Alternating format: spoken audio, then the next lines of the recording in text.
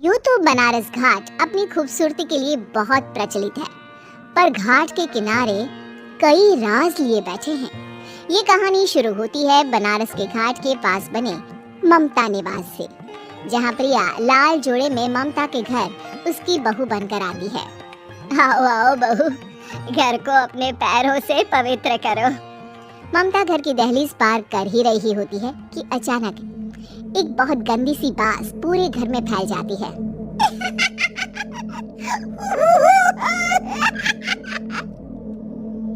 ये बदबू और ये आवाजें, ये कौन हंस रहा है माँ? अब ये पड़ोसी ना हमारे थोड़े अलग से है। कहाँ हम शाकाहारी और ये मांस मच्छी खाने वाले।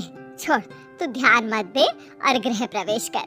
और हाँ बहू, अपनी सास की एक बात हमेशा याद रखना, इन पड़ोसियों से तो कभी बात नहीं करेगी। अच्छे लोग नहीं है ये। अपनी सास की ये बात मानेगी ना बेटा? हाँ माँ, जो आपकी मर्जी, मैं उनसे बात नहीं करूंगी। अगले दिन प्रिया अपनी पहली रसोई बनाने रसोई घर में जाती है। ये छोटी बात तो नाक में जा रही है। एक काम करती हूँ, खिड़की खोल देती हूँ। प्रिया खिड़की खोलने जाती है। इतने चाले, लगता है इस खिड़की को कभी खोला ही नहीं गया। पर ऐसा क्यों?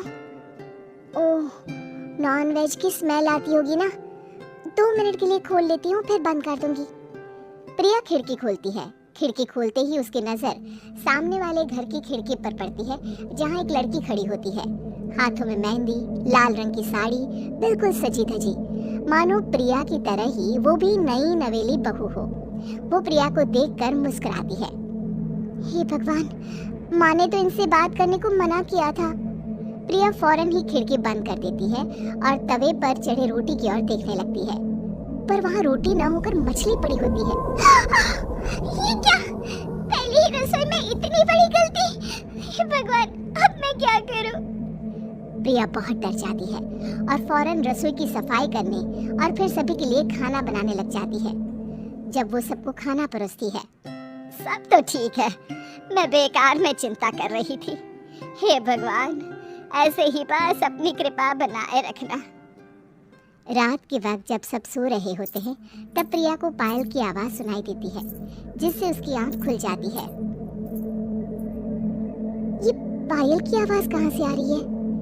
प्रिया उठकर उस आवाज के पीछे छत की सीढ़ियों तक जाती है। तभी उसे बच्चे के रोने की आवाज आती है। प्रिया छत पर जाती है तो क्या देखती है? वही लाल साड़ी वाली लड़की अपनी गोद में एक नवजात बच्चे को घुमा घुमा कर सुला रही है। तभी प्रिया की नजर उसके पेट पर पड़ती है। ओह गॉड, ये तो प्रेग्नेंट भी है। सुनिए, बच्चा सो नहीं रहा है क्या? मैं कुछ मदद करूं?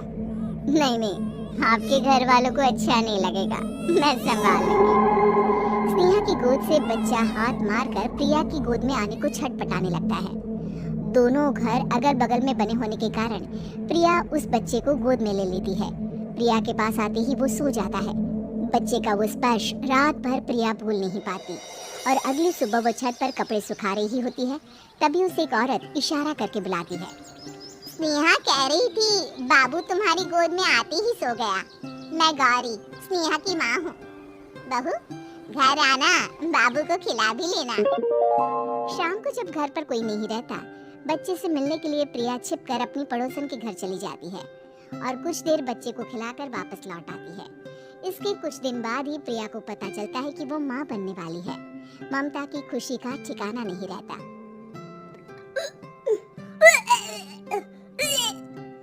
माँ जी, पता नहीं क्यों उल्टी आ रही है। प्रिया भागती हुई वॉशरूम में जाती है तो हरे और लाल रंग की उल्टी करती है। उस उल्टी में से कीड़े निकलते हैं। ये क्या? खून और ये कीड़े! माँ! माँ! प्रिया की आवाज सुनकर ममता दौड़ कर आती है, पर बेसिन में कुछ नहीं होता। प्रिया हक्की बक्की रह जाती है। ये सब क्या हो रहा है? प्रिया घबरा जाती है और अपने कमरे में जाकर सो जाती है। डर के कारण वो इतनी थक जाती है कि उसकी आंख लग जाती है। तब उसे ऐसा लगता है उसके पेट पर मानो कोई बैठा हुआ हो। कौन हो? प्रिया के पेट पर एक 5 महीने की बच्ची बैठी हुई थी, जो बुरी तरह जली हुई थी। माँ, तुम ही मुझे लाई ना अपने पेट में?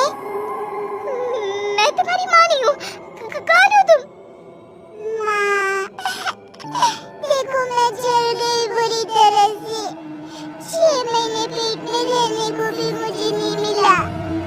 सहला दो ना माँ। बचाओ, बचाओ, माँ। ममता दौड़कर कमरे में आती है। प्रिया की बातें सुनकर वो सब समझ जाती है।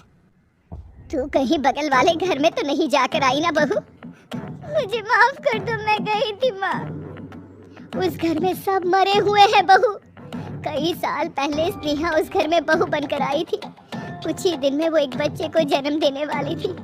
पूरा घर बच्चे के आने की खुशी में खोया था कि एक दिन अचानक उस घर में आग लग गई।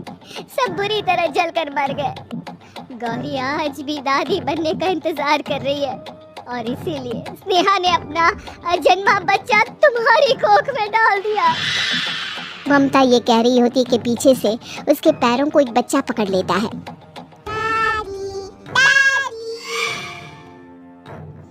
माँ, स्नेहा की गोद में यही बच्चा था। ये बच्चा कौन है फिर? तेरी मौत है। तेरी भी दादी। जिस चीज का ममता को डर था वही हो गया। ममता निवास के ऊपर मौत ने चादर बिछा दी थी। प्रिया का पेट ऐसे बढ़ जाता है मानो 9 महीने का हो। 2 हाथ उसके पेट से बाहर निकलते हैं। बहू, संतोष को फोन कर, किसी पंडित जी को बुला बहू। प्रिया का पति भागता हुआ घर आता है। ये तो होना ही था माँ। तेरा बाप तेरे सामने आ गया तो तू सह नहीं पा रही है। स्नेहा घर में आग लगी नहीं थी, माँ ने लगाई थी प्रॉपर्टी की लालच में। और वो बच्चा मेरी पहली पत्नी का बच्चा है, मेरा बेटा, जो कि उस आग की चपेट का शिकार हो गया था। मैंने तुमसे ये सब माँ के कहने पर छुपाया था। मुझे माफ कर दो प्रिया। तुम अगर चाहो तो यहाँ से जा सकती हो। मैं तुम्हें किसी भी बंधन में रखना नहीं चाहता। मेरी शादी हुई है आपसे, मैं आपको छोड़ नहीं सकती, पर उससे पहले हमें स्नेहा, उसकी माँ और बच्चे की आत्मा की शांति करवानी होगी। संतोष और ममता गौरी के घर जाते हैं। अंदर सब कुछ जला हुआ होता है। जमीन पर जली हुई लाशें बिखरी हुई थी। ममता रो रो कर अपनी करने की माफी गौरी से मांगती है। प्रिया स्नेहा के घर वालों का अंतिम संस्कार करवा देती है और ममता निवास फिर से आत्माओं के साए से मुक्त हो जाता है।